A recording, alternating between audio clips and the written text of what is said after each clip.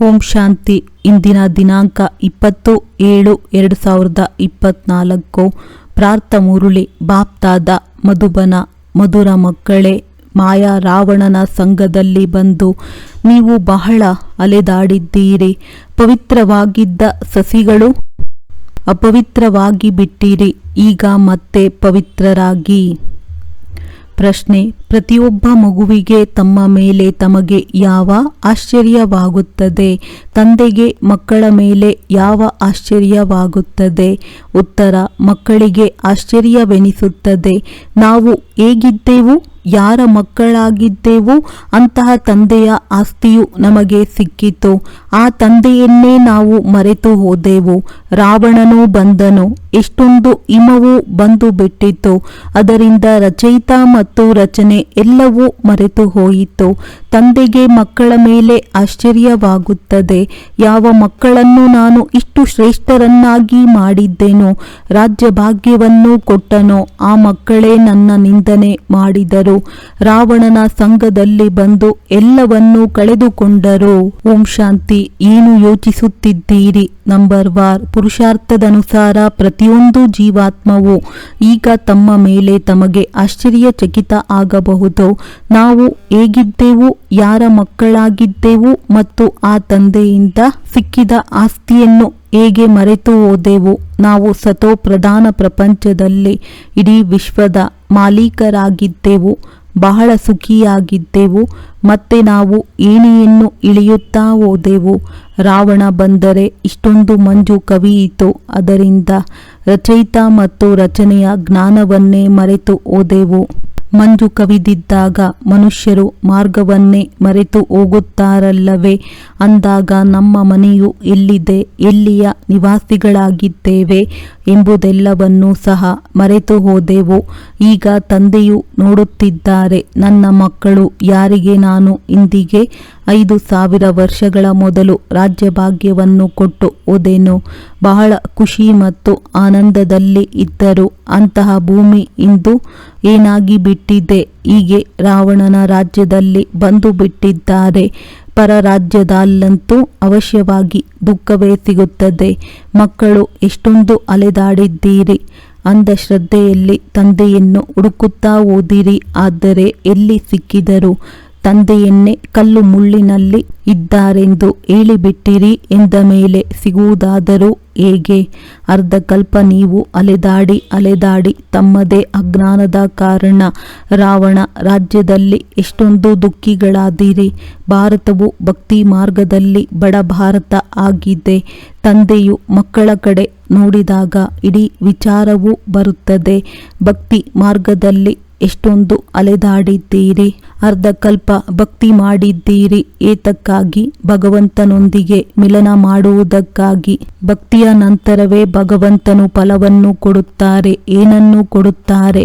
ಮನುಷ್ಯರಂತೂ ಇದನ್ನು ತಿಳಿದುಕೊಂಡಿಲ್ಲ. ಸಂಪೂರ್ಣ ಮಂದ ಬುದ್ಧಿಯವರಾಗಿ ಬಿಟ್ಟಿದ್ದಾರೆ. ಇವೆಲ್ಲ ಮಾತುಗಳು ಬುದ್ಧಿಯಲ್ಲಿ ಬರಬೇಕು. ನಾವು ಹೇಗಿದ್ದೆವು ಮತ್ತೆ ಹೇಗೆ ರಾಜ್ಯಭಾರ ಮಾಡುತ್ತಿದ್ದೆವು, ಹೇಗೆ ಏಣಿಯನ್ನು ಇಳಿಯುತ್ತಾ ರಾವಣನ ಬಂಧನಗಳಲ್ಲಿ ಬಂಧಿತರಾಗುತ್ತಾ ಹೋದಿರಿ. ಅಪರಂಪಾರ ದುಃಖವಿತ್ತು. ಮೊಟ್ಟ ಮೊದಲು ನೀವು ಅಪರಂಪಾರ ಸುಖದಲ್ಲಿ ಇದ್ದೀರಿ. ಅಂದ ಮೇಲೆ ಈಗ ಮನಸ್ಸಿನಲ್ಲಿ ಬರಬೇಕು, ನಮ್ಮ ರಾಜ್ಯದಲ್ಲಿ ಇಷ್ಟೊಂದು ಸುಖವಿತ್ತು, ಮತ್ತೆ ಪರ ರಾಜ್ಯದಲ್ಲಿ ಎಷ್ಟು ದುಃಖವನ್ನು ಅನುಭವಿಸಿದ್ದೇವೆ. ಬ್ರಿಟಿಷರ ರಾಜ್ಯದಲ್ಲಿ ನಾವು ದುಃಖವನ್ನೇ ಪಡೆದೆವು ಎಂದು ಮನುಷ್ಯರು ತಿಳಿಯುತ್ತಾರೆ. ಈಗ ನೀವು ಇಲ್ಲಿ ಕುಳಿತಿದ್ದೀರೆಂದರೆ ನಾವು ಯಾರಾಗಿದ್ದೆವು, ಯಾರ ಮಕ್ಕಳಾಗಿದ್ದೆವು ಎಂದು ನಿಮ್ಮಲ್ಲಿ ಈ ವಿಚಾರವೂ ಬರಬೇಕು. ತಂದೆಯು ನಮಗೆ ಇಡೀ ವಿಶ್ವದ ರಾಜ್ಯ ಭಾಗ್ಯವನ್ನು ಕೊಟ್ಟರು. ಮತ್ತೆ ಹೀಗೆ ರಾವಣನ ರಾಜ್ಯದಲ್ಲಿ ಕಳೆದುಕೊಂಡೆವು. ಎಷ್ಟೊಂದು ದುಃಖ ನೋಡಿದೆವು, ಎಷ್ಟು ಕೆಟ್ಟ ಕರ್ಮಗಳನ್ನು ಮಾಡಿದೆವು. ಸೃಷ್ಟಿ ದಿನ ಪ್ರತಿದಿನ ಇಳಿಯುತ್ತಲೇ ಹೋಗಿದೆ. ಮನುಷ್ಯರ ಸಂಸ್ಕಾರವು ದಿನ ಕಳೆದಂತೆ ವಿಕಾರಿ ಆಗುತ್ತಾ ಹೋಗಿದೆ. ಅಂದಾಗ ಮಕ್ಕಳಿಗೆ ಸ್ಮೃತಿಯಲ್ಲಿ ಬರಬೇಕು, ತಂದೆಯು ಹೇಳುತ್ತಾರೆ, ಯಾವ ಮಕ್ಕಳು ಪವಿತ್ರ ಸಸಿಗಳಾಗಿದ್ದರು, ಯಾರಿಗೆ ರಾಜ್ಯ ಭಾಗ್ಯವನ್ನು ಕೊಟ್ಟನೋ ಅವರೇ ಮತ್ತೆ ನನ್ನ ಯಥಾರ್ಥ ಪರಿಚಯವನ್ನು ಮರೆತು ಹೋದರು. ಈಗ ಮತ್ತೆ ನೀವು ತಮೋ ಪ್ರಧಾನರಿಂದ ಸತೋ ಪ್ರಧಾನರಾಗಲು ಬಯಸುತ್ತೀರೆಂದರೆ ತಂದೆಯಾದ ನನ್ನನ್ನು ನೆನಪು ಮಾಡಿ, ಆಗ ಪಾಪಗಳು ಎಲ್ಲವೂ ಭಸ್ಮವಾಗುತ್ತವೆ. ಆದರೆ ನೆನಪೇ ಮಾಡುವುದಿಲ್ಲ. ಬಾಬಾ ನಾವು ಮರೆತು ಹೋಗುತ್ತೇವೆ ಎಂದು ಪದೇ ಪದೇ ಹೇಳುತ್ತಾರೆ. ಅರೆ, ನೀವು ನೆನಪು ಮಾಡದಿದ್ದರೆ ಪಾಪಗಳು ಹೇಗೆ ಪರಿಹಾರವಾಗುತ್ತವೆ? ಒಂದಂತೂ ನೀವು ವಿಕಾರಗಳಲ್ಲಿ ಬಿದ್ದು ಪತಿತರಾದಿರಿ ಮತ್ತು ಇನ್ನೊಂದು ತಂದೆಯನ್ನು ನಿಂದನೆ ಮಾಡಲು ತೊಡಗಿದ್ದೀರಿ. ಮಾಯೆಯ ಸಂಘದಲ್ಲಿ ನೀವು ಇಷ್ಟೊಂದು ಕೆಳಗೆ ಬಿದ್ದೀರಿ. ಯಾರು ನಿಮ್ಮನ್ನು ಆಕಾಶಕ್ಕೆ ಏರಿಸಿದ್ದರೋ ಅರ್ಥಾತ್ ಶ್ರೇಷ್ಠರನ್ನಾಗಿ ಮಾಡಿದ್ದರೋ ಅವರನ್ನೇ ಕಲ್ಲು ಮುಳ್ಳಿನಲ್ಲಿ ತೆಗೆದುಕೊಂಡು ಹೋದಿರಿ. ಮಾಯೆಯ ಸಂಘದಲ್ಲಿ ನೀವು ಎಂತಹ ಕೆಲಸವನ್ನು ಮಾಡಿದ್ದೀರಿ? ಬುದ್ಧಿಯಲ್ಲಿ ಬರಬೇಕಲ್ಲವೇ? ಇಷ್ಟೊಂದು ಕಲ್ಲು ಬುದ್ಧಿಯವರಂತೂ ಆಗಬಾರದು. ತಂದೆಯು ಪ್ರತಿನಿತ್ಯವೂ ತಿಳಿಸುತ್ತಾರೆ, ಮಕ್ಕಳೇ, ನಾನು ನಿಮಗೆ ಬಹಳ ಒಳ್ಳೊಳ್ಳೆಯ ಜ್ಞಾನ ಬಿಂದುಗಳನ್ನು ಹೇಳುತ್ತಿರುತ್ತೇನೆ. ಹೀಗೆ ಮುಂಬೈನಲ್ಲಿ ಸಂಘಟನೆಯಾಯಿತು, ಅದರಲ್ಲಿ ನೀವು ತಿಳಿಸಬಹುದು. ತಂದೆಯು ತಿಳಿಸುತ್ತಾರೆ, ಏ ಭಾರತವಾಸಿಗಳೇ, ನಾನು ನಿಮಗೆ ರಾಜ್ಯ ಭಾಗ್ಯವನ್ನು ಕೊಟ್ಟೆನು. ನೀವು ದೇವತೆಗಳು ಸ್ವರ್ಗದಲ್ಲಿ ಇದ್ದಿರಿ, ಮತ್ತೆ ನೀವು ರಾವಣನ ರಾಜ್ಯದಲ್ಲಿ ಹೀಗೆ ಬಂದಿರಿ. ಇದು ನಾಟಕದಲ್ಲಿ ಪಾತ್ರವಿದೆ. ನೀವು ರಚಯಿತ ಮತ್ತು ರಚನೆಯ ಆದಿ ಮಧ್ಯ ಅಂತ್ಯವನ್ನು ತಿಳಿಯಿರಿ, ಆಗ ಶ್ರೇಷ್ಠ ಪದವಿಯನ್ನು ಪಡೆಯುತ್ತೀರಿ. ಮತ್ತು ನನ್ನನ್ನೇ ನೆನಪು ಮಾಡಿ, ಅದರಿಂದ ನಿಮ್ಮ ವಿಕರ್ಮಗಳು ವಿನಾಶವಾಗುತ್ತವೆ. ಬಲೆ, ಎಲ್ಲರೂ ಇಲ್ಲಿ ಕುಳಿತಿದ್ದೀರಿ, ಆದರೆ ಕೆಲವರ ಬುದ್ಧಿ ಕೆಲವೊಂದೆಡೆ ಇದೆ. ಬುದ್ಧಿಯಲ್ಲಿಯೂ ಬರಬೇಕು, ನಾವು ಎಲ್ಲಿದ್ದೇವೆ? ಈಗ ನಾವು ಪರ ರಾವಣ ರಾಜ್ಯದಲ್ಲಿ ಬಂದು ಬಿಟ್ಟಿದ್ದೇವೆ ಅಂದಾಗ ಎಷ್ಟು ದುಃಖಿ ಆಗಿದ್ದೇವೆ. ನಾವು ಶಿವಾಲಯದಲ್ಲಿ ಬಹಳ ಸುಖಿ ಆಗಿದ್ದೆವು. ಈಗ ತಂದೆಯು ವೇಶ್ಯಾಲಯದಿಂದ ಬಿಡಿಸಲು ಬಂದಿದ್ದಾರೆ. ಆದರೂ ಸಹ ಇದರಿಂದ ಹೊರಬರುವುದೇ ಇಲ್ಲ. ತಂದೆಯು ತಿಳಿಸುತ್ತಾರೆ, ನೀವು ಶಿವಾಲಯದಲ್ಲಿ ಹೋಗುತ್ತೀರಿ, ಅಲ್ಲಿ ಈ ವಿಷ ಇರುವುದಿಲ್ಲ. ಇಲ್ಲಿಯ ತರಹ ಕೊಳಕು ಆಹಾರ ಪಾನೀಯಗಳು ಸಿಗುವುದಿಲ್ಲ. ಇವರಂತೂ ವಿಶ್ವದ ಮಾಲೀಕರಾಗಿದ್ದೀರಲ್ಲವೇ? ಅಂದ ಮೇಲೆ ಮತ್ತೆ ಎಲ್ಲಿ ಹೋದರೂ ಈಗ ಪುನಃ ತಮ್ಮ ರಾಜ್ಯ ಭಾಗ್ಯವನ್ನು ತೆಗೆದುಕೊಳ್ಳುತ್ತಿದ್ದಾರೆ. ಎಷ್ಟು ಸಹಜವಾಗಿದೆ. ಇದನ್ನಂತೂ ತಂದೆಯು ತಿಳಿಸುತ್ತಾರೆ, ಎಲ್ಲರೂ ಸೇವಾದಾರಿಗಳು ಆಗಿರುವುದಿಲ್ಲ.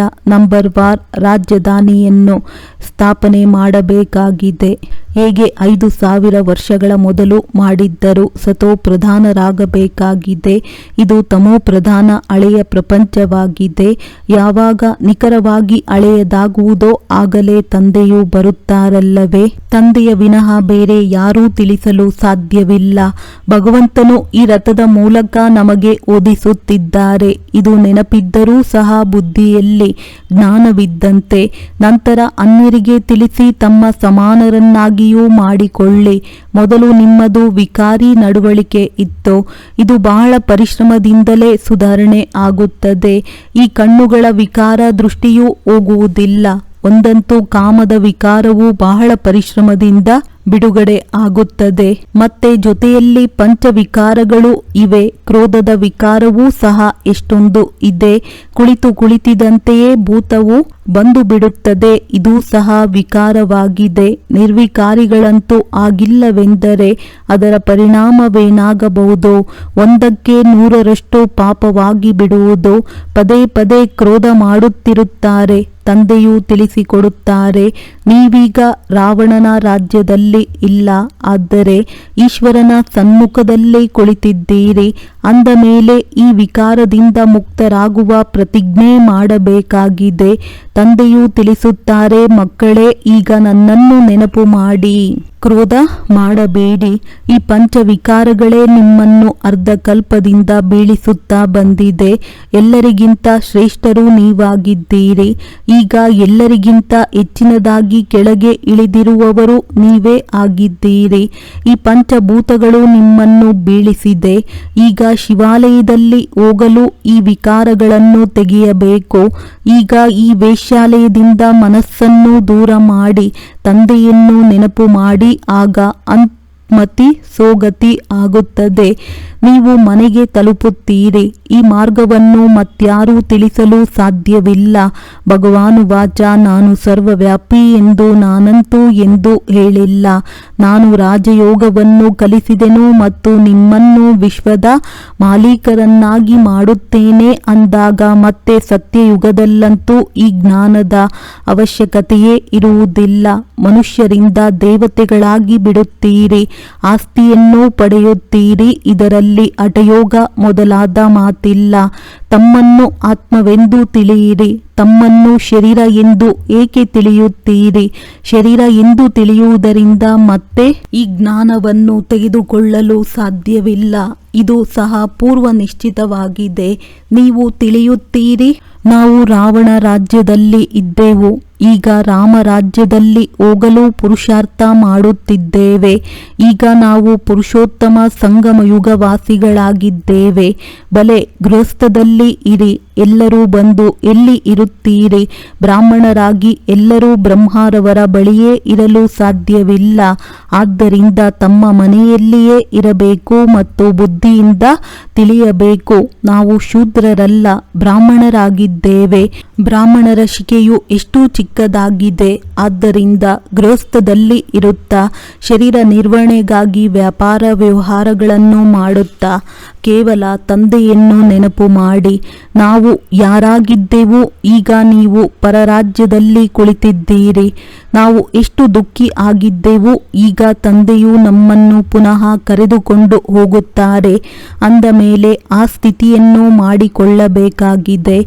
ಪ್ರಾರಂಭದಲ್ಲಿ ಎಷ್ಟು ದೊಡ್ಡ ದೊಡ್ಡ ವೃಕ್ಷಗಳು ಬಂದವು, ಎಷ್ಟು ದೊಡ್ಡ ದೊಡ್ಡವರು ಬಂದರು. ಮತ್ತೆ ಅವರಲ್ಲಿ ಕೆಲವರು ಉಳಿದವರು ಹೊರಟು ಹೋದರು. ನಿಮ್ಮ ಬುದ್ಧಿಯಲ್ಲಿದೆ, ನಾವು ನಮ್ಮ ರಾಜ್ಯದಲ್ಲಿ ಇದ್ದೆವು, ಮತ್ತೆ ಈಗ ಎಲ್ಲಿಗೆ ಬಂದು ಬಿಟ್ಟಿದ್ದೇವೆ, ಮತ್ತೆ ನಮ್ಮ ರಾಜ್ಯದಲ್ಲಿ ಹೋಗುತ್ತೇವೆ. ಇಂಥವರು ಬಹಳ ನಿಯಮಿತವಾಗಿ ಬರುತ್ತಿದ್ದರು.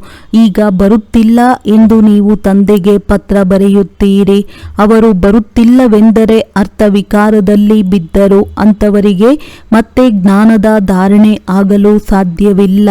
ಉನ್ನತಿಯ ಬದಲು ಬೀಳುತ್ತಾ ಬೀಳುತ್ತಾ ಬಿಡಿಗಾಸಿನ ಪದವಿಯನ್ನು ಪಡೆಯುತ್ತಾರೆ. ರಾಜನು ಎಲ್ಲಿ, ಸಾಧಾರಣ ಪದವಿ ಎಲ್ಲಿ? ಬಲೆ ಅಲ್ಲಿ ಅಪಾರ ಸುಖವಂತೂ ಇರುತ್ತದೆ. ಆದರೆ ಶ್ರೇಷ್ಠ ಪದವಿಯನ್ನು ಪಡೆಯುವ ಪುರುಷಾರ್ಥವನ್ನೇ ಮಾಡಬೇಕು. ತಮ್ಮ ಪದವಿಯನ್ನು ಯಾರು ಪಡೆಯುತ್ತಾರೆ? ಇದನ್ನಂತೂ ಎಲ್ಲರೂ ತಿಳಿಯಬಹುದು. ಈಗ ಎಲ್ಲರೂ ಪುರುಷಾರ್ಥ ಮಾಡುತ್ತಿದ್ದಾರೆ. ಭೋಪಾಲ್ನ ರಾಜ ಮಹೇಂದ್ರರೂ ಸಹ ಪುರುಷಾರ್ಥ ಮಾಡುತ್ತಿದ್ದಾರೆ. ಆ ರಾಜ್ಯ ಅಧಿಕಾರವಂತೂ ನಯಾ ಪೈಸೆಯದ್ದಾಗಿದೆ. ಆದರೆ ಸೂರ್ಯವಂಶಿ ರಾಜಧಾನಿಯಲ್ಲಿ ಹೋಗುವ ಪುರುಷಾರ್ಥ ಮಾಡಬೇಕಾಗಿದೆ. ಇಂತಹ ಪುರುಷಾರ್ಥವಿರಲಿ. ಅದರಿಂದ ವಿಜಯ ಮಾಲೆಯಲ್ಲಿ ಹೋಗುವಂತೆ ಆಗಬೇಕು. ತಂದೆಯು ಮಕ್ಕಳಿಗೆ ತಿಳಿಸಿಕೊಡುತ್ತಾರೆ. ಮಕ್ಕಳೇ ತಮ್ಮ ಹೃದಯದಲ್ಲಿ ಪರಿಶೀಲನೆ ಮಾಡಿಕೊಳ್ಳುತ್ತಿರಬೇಕು. ನಮ್ಮ ಕಣ್ಣುಗಳು ವಿಕಾರಿಯಂತೂ ಆಗುತ್ತಿಲ್ಲವೇ?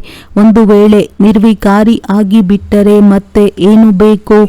ಬಲೆ ವಿಕಾರದಲ್ಲಿ ಹೋಗುವುದಿಲ್ಲ. ಆದರೆ ಕಣ್ಣುಗಳು ಯಾವುದಾದರೂ ಒಂದು ಮೋಸ ಮಾಡುತ್ತಿರುತ್ತದೆ. ಮೊದಲನೆಯದು ಕಾಮವಾಗಿದೆ. ಕುದೃಷ್ಟಿಯು ಬಹಳ ಕೆಟ್ಟದ್ದಾಗಿದೆ. ಆದ್ದರಿಂದ ಹೆಸರೇ ಇದೆ ಕುದೃಷ್ಟಿ, ನಿರ್ವಿಕಾರಿ ದೃಷ್ಟಿ. ಬೇಅದ್ದಿನ ತಂದೆಯು ಮಕ್ಕಳು ಎಂಥ ಕರ್ಮ ಮಾಡುತ್ತಾರೆ, ಎಷ್ಟು ಸರ್ವಿಸ್ ಮಾಡುತ್ತಾರೆ ಎಂದು ಮಕ್ಕಳ ಬಗ್ಗೆ ಅರಿತುಕೊಂಡಿರುತ್ತಾರಲ್ಲವೇ? ಇಂಥವರ ಕುದೃಷ್ಟಿಯು ಇಲ್ಲಿಯವರೆಗೆ ಹೋಗಿಲ್ಲ ಎಂದು ಈಗಲೂ ಸಹ ಇಂತಹ ಗುಪ್ತ ಸಮಾಚಾರಗಳು ಬರುತ್ತವೆ. ಮುಂದೆ ಹೋದಂತೆ ಇನ್ನೂ ನಿಖರವಾಗಿ ಬರೆಯುತ್ತಾರೆ. ಇದು ಅವರಿಗೂ ಸಹ ತಿಳಿಯುತ್ತದೆ. ನಾವಂತೂ ಇಷ್ಟು ಸಮಯ ಸುಳ್ಳನ್ನು ಹೇಳುತ್ತಾ ಬೀಳುತ್ತಾ ಬಂದಿದ್ದೇವೆ ಎಂದು ಬುದ್ಧಿಯಲ್ಲಿ ಪೂರ್ಣ ಜ್ಞಾನವೂ ಕುಳಿತುಕೊಂಡಿರಲಿಲ್ಲ. ಇದೇ ಕಾರಣದಿಂದ ನಮ್ಮ ಸ್ಥಿತಿಯು ಶಕ್ತಿಶಾಲಿ ಆಗಲಿಲ್ಲ. ತಂದೆಯೊಂದಿಗೆ ನಾವು ಮುಚ್ಚಿಡುತ್ತಿದ್ದೆವು ಎಂದು ಪಶ್ಚಾತ್ತಾಪವಾಗುತ್ತದೆ. ಈ ರೀತಿ ಅನೇಕರು ಮುಚ್ಚಿಡುತ್ತಾರೆ. ವೈದ್ಯರೊಂದಿಗೆ ಪಂಚವಿಕಾರಗಳ ರೋಗವನ್ನು ಮುಚ್ಚಿಡಬಾರದು. ಬಾಬಾ, ನಮ್ಮ ಬುದ್ಧಿಯು ಈ ಕಡೆ ಹೋಗುತ್ತದೆ, ಶಿವ ತಂದೆಯ ಕಡೆ ಹೋಗುವುದಿಲ್ಲವೆಂದು ಸತ್ಯವನ್ನು ತಿಳಿಸಬೇಕು. ತಿಳಿಸದಿದ್ದರೆ ಆ ಕಾಯಿಲೆಯು ಇನ್ನೂ ವೃದ್ಧಿ ಆಗುತ್ತಿರುತ್ತದೆ. ಈಗ ತಂದೆಯು ತಿಳಿಸುತ್ತಾರೆ, ಮಕ್ಕಳೇ, ಈಗ ಆತ್ಮ ಅಭಿಮಾನಿಗಳಾಗಿ ತಮ್ಮನ್ನು ಆತ್ಮನೆಂದು ತಿಳಿಯಿರಿ. ಆತ್ಮಗಳು ಸಹೋದರರಾಗಿದ್ದೀರಿ.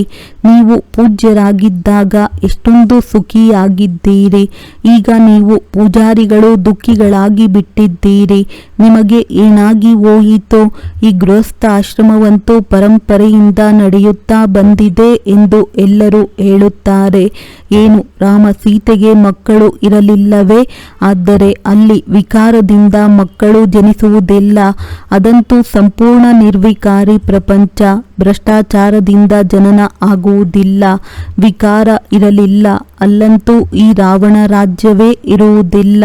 ಅದು ರಾಮರಾಜ್ಯವಾಗಿದೆ. ಅಂದ ಮೇಲೆ ಅಲ್ಲಿ ರಾವಣನು ಎಲ್ಲಿಂದ ಬರುತ್ತಾನೆ? ಮನುಷ್ಯರ ಬುದ್ಧಿಯು ಸಂಪೂರ್ಣ ವಶೀಭೂತವಾಗಿ ಬಿಟ್ಟಿದೆ. ಯಾರು ಮಾಡಿದ್ದಾರೆ? ನಾನಂತೂ ನಿಮ್ಮನ್ನು ಸತೋಪ್ರಧಾನರನ್ನಾಗಿ ಮಾಡಿದ್ದೆನು. ನಿಮ್ಮ ಜೀವನ ದೋಣಿಯನ್ನು ಪಾರು ಮಾಡಿದ್ದೆನು. ನಂತರ ನಿಮ್ಮನ್ನು ತಮೋಪ್ರಧಾನರನ್ನಾಗಿ ಯಾರು ಮಾಡಿದರು? ರಾವಣ. ಇದನ್ನು ಸಹ ನೀವು ಮರೆತು ಹೋಗಿದ್ದೀರಿ. ಇದಂತೂ ಪರಂಪರೆಯಿಂದ ನಡೆಯುತ್ತಾ ಬಂದಿದೆ ಎಂದು ಹೇಳುತ್ತಾರೆ. ಅರೆ, ಪರಂಪರೆ ಎಂದರೆ ಯಾವಾಗಿನಿಂದ? ಲೆಕ್ಕವನ್ನಾದರೂ ತಿಳಿಸಿ. ಮನುಷ್ಯರು ಏನನ್ನೂ ತಿಳಿದುಕೊಂಡಿಲ್ಲ. ಆದ್ದರಿಂದ ತಂದೆಯು ತಿಳಿಸುತ್ತಾರೆ, ಮಕ್ಕಳೇ, ನಿಮಗೆ ಎಷ್ಟು ರಾಜ್ಯ ಭಾಗ್ಯವನ್ನು ಕೊಟ್ಟು ಹೋದೆನು. ನೀವು ಭಾರತವಾಸಿಗಳು ಬಹಳ ಖುಷಿಯಲ್ಲೇ ಇದ್ದೀರಿ. ಆಗ ಮತ್ಯಾವ ಧರ್ಮದವರೂ ಇರಲಿಲ್ಲ. ಸ್ವರ್ಗವಿತ್ತು ಎಂದು ಕ್ರಿಶ್ಚಿಯನ್ನರು ಹೇಳುತ್ತಾರೆ. ದೇವತೆಗಳ ಚಿತ್ರಗಳಿವೆ. ಅದಕ್ಕಿಂತ ಹಳೆಯ ವಸ್ತುಗಳು ಏನೂ ಇಲ್ಲ. ಹಳಬರಿಗಿಂತ ಹಳಬರು ಎಂದರೆ ಈ ಲಕ್ಷ್ಮೀನಾರಾಯಣರೇ ಆಗುತ್ತಾರೆ, ಅಥವಾ ಇವರ ವಸ್ತುಗಳಾಗಿರುತ್ತವೆ. ಎಲ್ಲರಿಗಿಂತ ಹಳಬರಿಗಿಂತ ಹಳಬರು ಶ್ರೀಕೃಷ್ಣನಾಗಿದ್ದಾನೆ. ಹೊಸಬ್ಬರಿಗಿಂತಲೂ ಹೊಸಬ್ಬರು ಶ್ರೀಕೃಷ್ಣನಾಗಿದ್ದಾನೆ. ಹಳಬರು ಎಂದು ಏಕೆ ಹೇಳುತ್ತಾರೆ? ಏಕೆಂದರೆ ಇದ್ದು ಹೋದರಲ್ಲವೇ? ನೀವೇ ಸುಂದರರಾಗಿದ್ದೀರಿ, ಮತ್ತೆ ಕಪ್ಪಾಗಿದ್ದೀರಿ. ಕಪ್ಪು ಕೃಷ್ಣನನ್ನು ಸಹ ನೋಡಿ ಬಹಳ ಖುಷಿ ಆಗುತ್ತಾರೆ. ಕಪ್ಪಾದ ಕೃಷ್ಣನನ್ನು ಉಯ್ಯಾಲೆಯಲ್ಲಿ ತೂಗುತ್ತಾರೆ.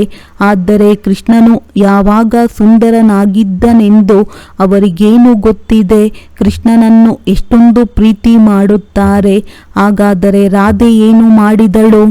ತಂದೆಯು ತಿಳಿಸುತ್ತಾರೆ, ನೀವು ಇಲ್ಲಿ ಸತ್ಯ ಸಂಘದಲ್ಲಿ ಕುಳಿತಿದ್ದೀರಿ. ಹೊರಗೆ ಕೆಟ್ಟ ಸಂಘದಲ್ಲಿ ಹೋಗುವುದರಿಂದ ಮರೆತು ಹೋಗುತ್ತೀರಿ. ಮಾಯೆಯು ಬಹಳ ಶಕ್ತಿಶಾಲಿ ಆಗಿದೆ. ಗಜವನ್ನು ಮೊಸಳೆ ನುಂಗಿಬಿಡುತ್ತದೆ. ಓಡಿ ಹೋಗೋಣ ಎನ್ನುವವರು ಇದ್ದಾರೆ. ತಮ್ಮ ಸ್ವಲ್ಪ ಅಹಂಕಾರ ಬಂದರೂ ಸಹ ಸತ್ಯನಾಶ ಮಾಡಿಕೊಳ್ಳುತ್ತಾರೆ. ಬೇಹದ್ದಿನ ತಂದೆಯಂತೂ ತಿಳಿಸುತ್ತಲೇ ಇರುತ್ತಾರೆ, ಇದರಲ್ಲಿ ತಬ್ಬಿಬ್ಬಾಗಬಾರದು. ತಂದೆ ಹೀಗೆ ಏಕೆ ಹೇಳಿದರು? ನನ್ನ ಮರ್ಯಾದೆ ಹೋಯಿತು. ಅರೆ, ಮರ್ಯಾದೆಯಂತೂ ರಾವಣ ರಾಜ್ಯದಲ್ಲಿ ಹೊರಟೇ ಹೋಗಿದೆ. ದೇಹಾಭಿಮಾನದಲ್ಲಿ ಬರುವುದರಿಂದ ತಮ್ಮದೇ ನಷ್ಟ ಮಾಡಿಕೊಳ್ಳುತ್ತೀರಿ. ಪದವಿ ಭ್ರಷ್ಟವಾಗಿ ಬಿಡುತ್ತದೆ. ಕ್ರೋಧ, ಲೋಭವೂ ಸಹ ವಿಕಾರಿ ದೃಷ್ಟಿಯಾಗಿದೆ. ಕಣ್ಣುಗಳಿಂದ ವಸ್ತುಗಳನ್ನು ನೋಡುತ್ತೀರಿ, ಅದರಿಂದಲೇ ಲೋಭವು ಬಂದು ಬಿಡುತ್ತದೆ. ತಂದೆಯು ಬಂದು ತಮ್ಮ ಉದೋಟವನ್ನು ನೋಡುತ್ತಾರೆ. ಯಾವ ಯಾವ ಪ್ರಕಾರದ ಹೂಗಳಿವೆ ಎಂದು ಹೇಳಿ, ಇಲ್ಲಿಂದ ಹೋಗಿ. ಮತ್ತೆ ಆ ತೋಟದ ಹೂಗಳನ್ನು ನೋಡುತ್ತಾರೆ. ಶಿವಲಿಂಗಕ್ಕೆ ಅವಶ್ಯವಾಗಿ ಹೂಗಳನ್ನು ಹಾಕುತ್ತಾರೆ. ತಂದೆಯಂತೂ ನಿರಾಕಾರ ಚೈತನ್ಯ ಹೂವಾಗಿದ್ದಾರೆ. ಈಗ ನೀವು ಪುರುಷಾರ್ಥ ಮಾಡಿ ಇಂತಹ ಹೂಗಳು ಆಗುತ್ತೀರಿ. ತಂದೆಯು ತಿಳಿಸುತ್ತಾರೆ, ಮಧುರಾತಿ ಮಧುರ ಮಕ್ಕಳೇ, ಏನೆಲ್ಲವೂ ಕಳೆಯಿತೋ ಅದನ್ನು ನಾಟಕ ಎಂದು ತಿಳಿಯಿರಿ. ಯೋಚಿಸಬೇಡಿ, ಎಷ್ಟೊಂದು ಪರಿಶ್ರಮ ಪಡುತ್ತೇವೆ, ಆದರೆ ಏನೂ ಆಗುತ್ತಿಲ್ಲ, ಯಾರೂ ನಿಲ್ಲುತ್ತಿಲ್ಲ ಎಂದು ತಿಳಿಯಬೇಡಿ. ಅರೆ, ಪ್ರಜೆಗಳಂತೂ ಬೇಕಲ್ಲವೇ? ಸ್ವಲ್ಪ ಜ್ಞಾನವನ್ನು ಕೇಳಿದರೂ ಸಹ ಅವರು ಪ್ರಜೆಗಳು ಆಗುತ್ತಾರೆ. ಅನೇಕರು ಪ್ರಜೆಗಳು ಆಗುತ್ತಾರೆ. ಜ್ಞಾನವೆಂದೂ ವಿನಾಶ ಹೊಂದುವುದಿಲ್ಲ. ಒಂದು ಬಾರಿ ಕೇಳಿದರೂ ಸಾಕು, ಪ್ರಜೆಗಳಲ್ಲಿ ಬಂದು ಬಿಡುತ್ತಾರೆ. ಈಗ ನಿಮ್ಮಲ್ಲಿ ಈ ಸ್ಮೃತಿ ಬರಬೇಕು, ನಾವು ಯಾವ ರಾಜ್ಯದಲ್ಲಿ ಇದ್ದೇವೆ ಅದನ್ನು ಈಗ ಪುನಃ ಪಡೆಯುತ್ತಿದ್ದೇವೆ. ಅದಕ್ಕಾಗಿ ಪೂರ್ಣ ಪುರುಷಾರ್ಥ ಮಾಡಬೇಕು. ಸಂಪೂರ್ಣ ನಿಖರವಾಗಿ ಸೇವೆಯೂ ನಡೆಯುತ್ತಿದೆ. ಒಳ್ಳೆಯದು. ಮಧುರಾತಿ ಮಧುರ ಅಗಲಿ ಮರಳಿ ಸಿಕ್ಕಿರುವಂತಹ ಮಕ್ಕಳಿಗೆ ಪ್ರೀತಿಯ ಮಾತ್ಪಿತಾ ಬಾಪ್ತಾದರವರ ನೆನಪು, ಪ್ರೀತಿ ಹಾಗೂ ಸುಪ್ರಭಾತ. ಆತ್ಮೀಯ ಮಕ್ಕಳಿಗೆ ಆತ್ಮೀಯ ತಂದೆಯ ನಮಸ್ತೆ. ಧಾರಣೆಗಾಗಿ ಮುಖ್ಯ ಸಾರ: ಶಿವಾಲಯಕ್ಕೆ ಹೋಗಲು ಈ ವಿಕಾರಗಳನ್ನು ತೆಗೆಯಬೇಕಾಗಿದೆ. ಈ ವೇಶ್ಯಾಲಯದಿಂದ ಮನಸ್ಸನ್ನು ತೆಗೆಯುತ್ತಾ ಹೋಗಬೇಕಾಗಿದೆ. ಶೂದ್ರರ ಸಂಘದಿಂದ ದೂರವಾಗಬೇಕಾಗಿದೆ. ಕಳೆದು ಹೋಗಿದ್ದನ್ನು ನಾಟಕವೆಂದು ತಿಳಿದು ಯಾವುದೇ ವಿಚಾರ ಮಾಡಬಾರದು. ಅಹಂಕಾರದಲ್ಲಿ ಎಂದೂ ಬರಬಾರದು. ಶಿಕ್ಷಣವು ಸಿಗುವಾಗ ತಬ್ಬಿಬ್ಬಾಗಬಾರದು. ವರದಾನ: ಖುಷಿಯ ಖಜಾನೆಯಿಂದ ಸಂಪನ್ನರಾಗಿ ದುಃಖಿ ಆತ್ಮರಿಗೆ ಖುಷಿಯ ದಾನ ಕೊಡುವಂತಹ ಪುಣ್ಯ ಆತ್ಮಭವ.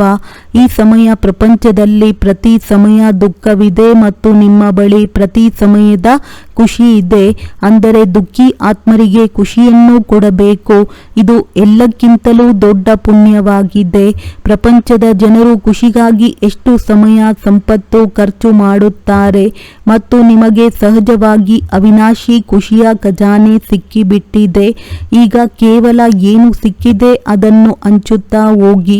ಹಂಚುವುದು ಎಂದರೆ ವೃದ್ಧಿ ಮಾಡಿಕೊಳ್ಳುವುದು. ಯಾರೇ ನಿಮ್ಮ ಸಂಬಂಧದಲ್ಲಿ ಬರಲಿ ಅವರು ಅನುಭವ ಮಾಡಬೇಕು, ಇವರಿಗೆ ಏನೋ ಶ್ರೇಷ್ಠ ಪ್ರಾಪ್ತಿಯಾಗಿದೆ, ಅದರಿಂದ ಖುಷಿಯಾಗಿದ್ದಾರೆ ಎಂದು. ಸ್ಲೋಗನ್: ಅನುಭವಿ ಆತ್ಮಗಳು ಎಂದೂ ಯಾವುದೇ ಮಾತಿನಲ್ಲಿ ಮೋಸ ಹೋಗುವುದಿಲ್ಲ. ಅವರು ಸದಾ ವಿಜಯಿಗಳಾಗಿರುತ್ತಾರೆ. ಒಳ್ಳೆಯದು. ಓಂ ಶಾಂತಿ.